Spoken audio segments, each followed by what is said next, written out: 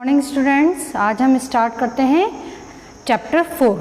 देखो चैप्टर 4 का नाम ही क्वाड्रेटिक इक्वेशंस है। तो क्या है, जैसे हम चैप्टर 2 में पढ़ चुके हैं 2 डिग्री पॉलिनोमियल। जैसे 2 डिग्री पॉलिनोमियल कैसे शो करते हैं, ax² + bx + c। यहाँ पे वेरिएबल x है, इसकी पावर मैक्सिमम पावर 2 है, तो ये 2 डिग्री का पॉलिनोमियल है। तो 2 डिग्री का जो पॉलिनोमियल है उसे हम क्या बोलते हैं, क्वाड्रेटिक पॉलिनोमियल। और इसी क्वाड्रेटिक पॉलिनोमियल से हमारे क्या बन गया है, क्वाड्रेटिक इक्वेशन।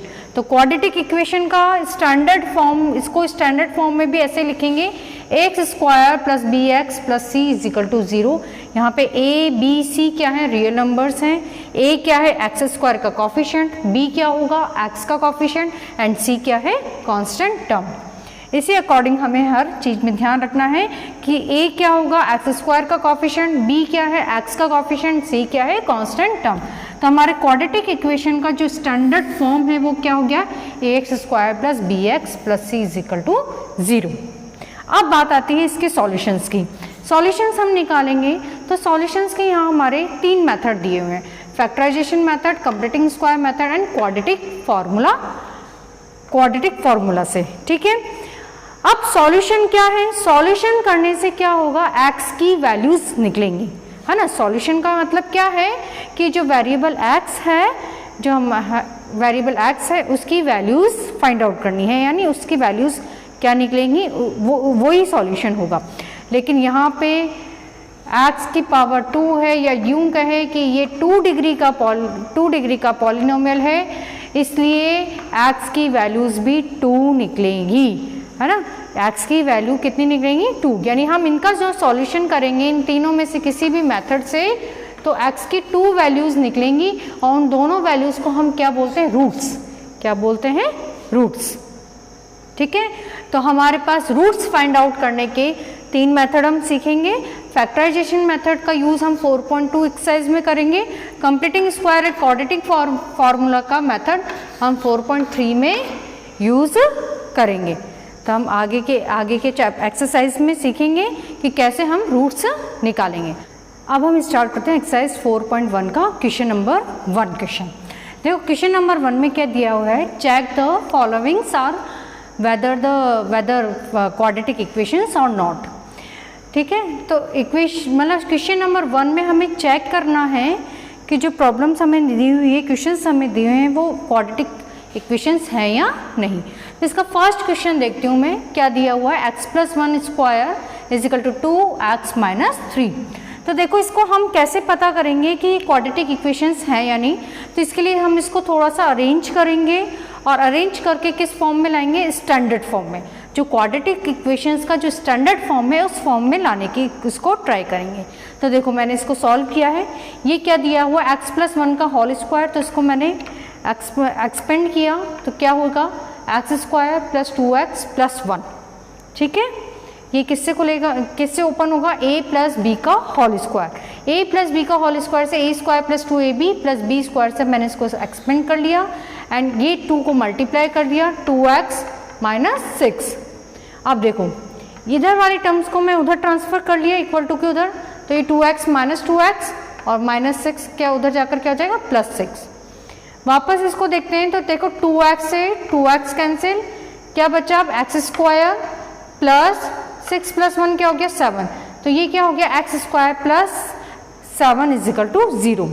देखो हमारे पास ये जो इक्वेशन बनी है, इसमें वेरिएबल के हाईएस्ट पावर कितनी है, 2। तो ऑब्वियसली ये 2 डिग्री का है ही सही, 2 डिग्री पॉलिनोमियल, ये 2 डिग्री की इक्वेशन तो बनी गई। तो ये देखो स्टैंडर्ड फॉर्म में, देखो हम इसको स्टैंडर्ड फॉर्म यही होती है।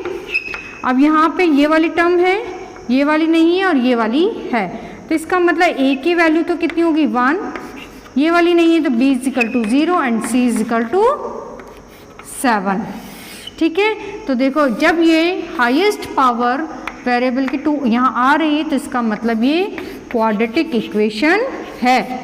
क्या ये क्वाड्रेटिक इक्वेशन है। ठीक है, अब नेक्स्ट हम थर्ड क्वेश्चन को देखते हैं। थर्ड क्वेश्चन को सॉल्व करते हैं। तो थर्ड क्वेश्चन क्या दिया हुआ है, x - 2 × x + 1 = x - 1 × x + 3। मैंने इन दोनों ब्रैकेट्स को मल्टीप्लाई किया तो x को x से मल्टीप्लाई किया x स्क्वायर, x को 1 से +1 से मल्टीप्लाई किया तो प्लस x, -2 को x से मल्टीप्लाई किया तो -2x एंड -2 को 1 से मल्टीप्लाई किया तो -2 इज इक्वल टू, इधर भी मल्टीप्लाई करेंगे ऐसे ही, x को x से मल्टीप्लाई किया x स्क्वायर, x को 3 से मल्टीप्लाई -1 को इससे x से मल्टीप्लाई किया तो -x, फिर x को 3 से मल्टीप्लाई किया तो 3x और -1 को 3 से मल्टीप्लाई किया तो -3। अब देखो ये तो हो गया x square plus x -2x क्या हो गया -x एंड -2 है इसे, ये x square -x plus 3x क्या हो गया +2x -3। अब मैंने इधर वाली सारे टर्म्स को इधर ले लिया, इधर ट्रांसफर कर दिया तो उधर इक्वल टू 0।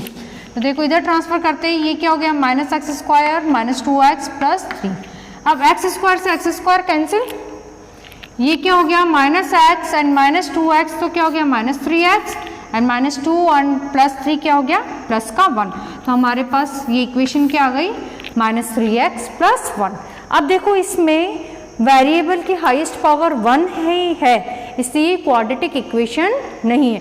क्वाड्रेटिक इक्वेशन के लिए x की हाईएस्ट पावर क्या होनी चाहिए 2, तो ये क्वाड्रेटिक इक्वेशन नहीं है। ठीक है, तो इसी तरीके से हमें क्वेश्चन नंबर 1 के बाकी के क्वेश्चन भी हमें सॉल्व करके देखना है कि उनमें x की पावर 2 आ रही है या नहीं आ रही है। x की पावर 2 आ रही है मतलब हाईएस्ट पावर जो है 2 आ रही है, तो इसका मतलब वो क्वाड्रेटिक इक्वेशन है।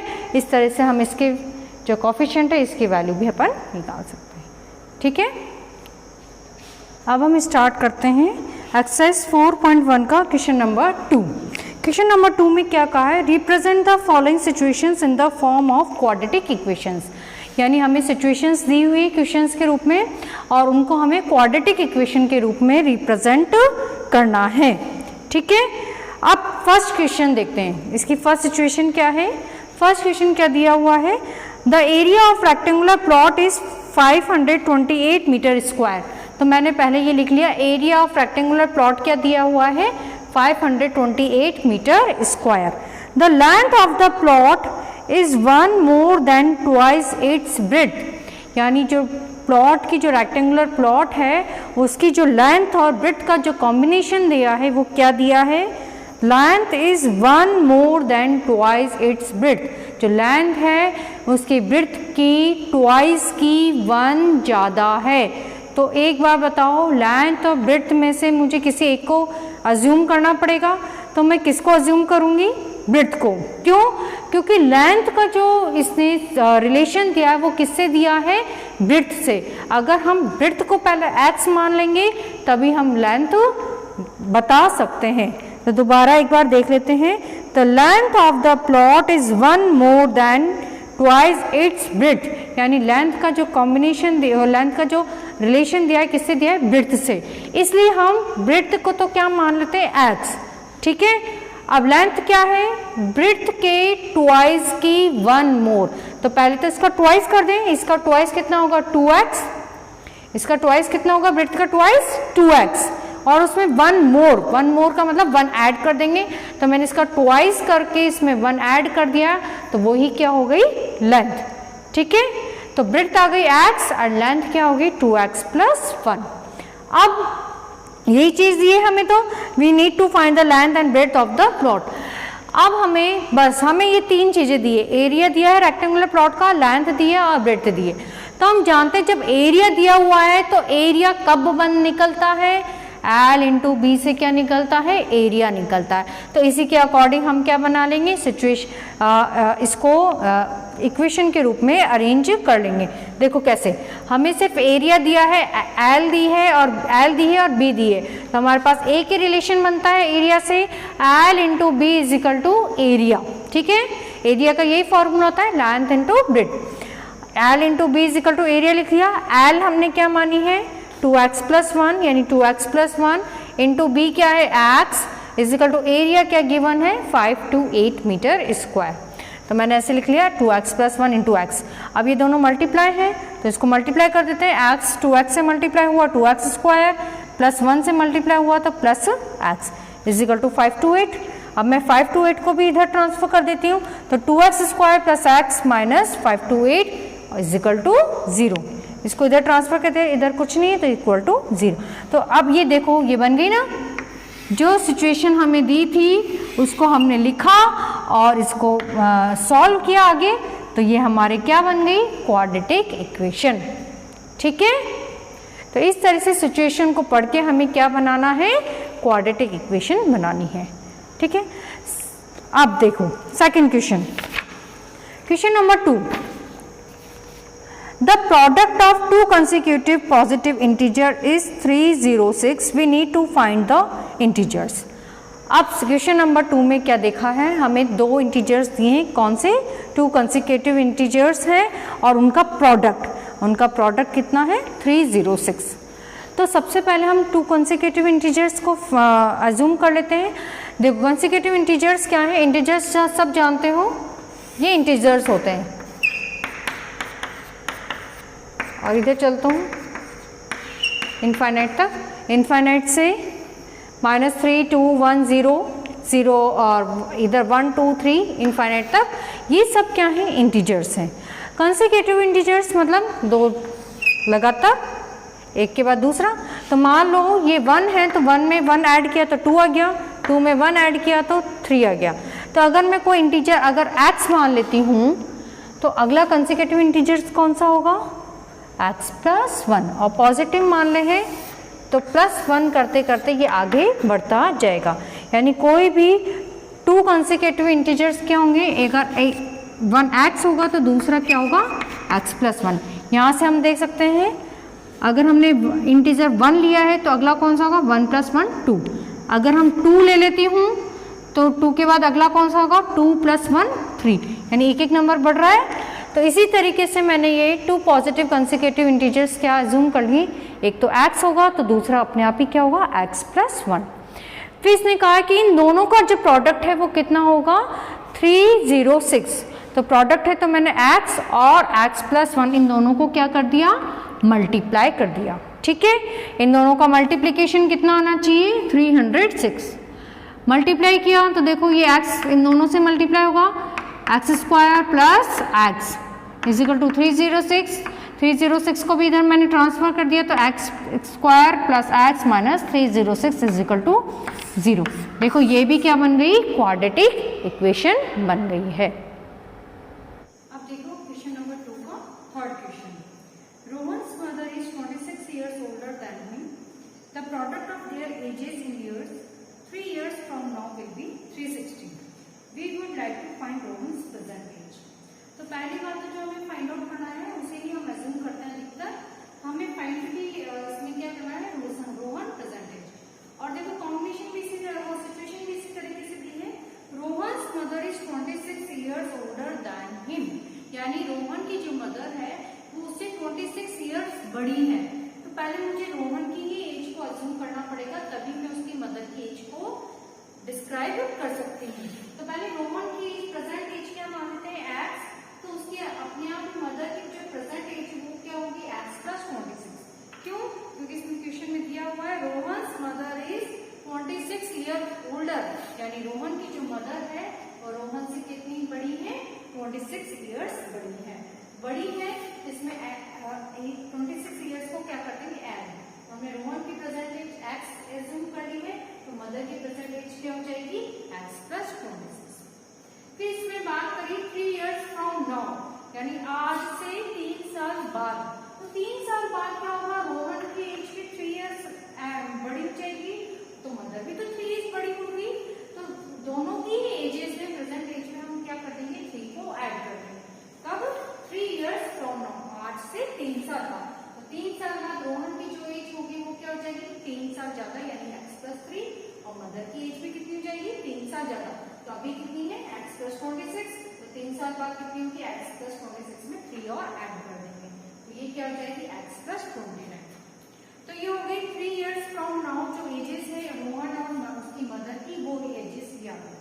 अब सिचुएशन क्या दी है कि the product of their edges 3 years from now will be 360, यानी 3 साल बाद जो उनकी एजेस का जो प्रोडक्ट है, तो इनके एजेस का मैंने प्रोडक्ट कर दिया, उनको मल्टीप्लाई कर दिया, वो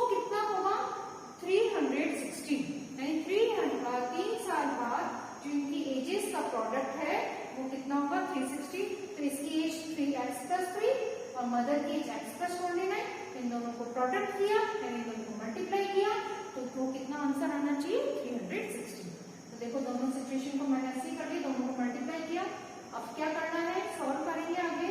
तो ब्रैकेट को ओपन करने के लिए हम एक्स को भी दोनों से मल्टीप्लाई करेंगे, प्लस 3 को भी इससे मल्टीप्लाई करेंगे। देखो मल्टीप्लाई किया, एक्स को एक्स से मल्टीप्लाई किया तो एक्स स्क्वायर प्लस 29x, 3 को मल्टीप्लाई किया तो 3x प्लस 29 इंटू 3 कितना होगा 87।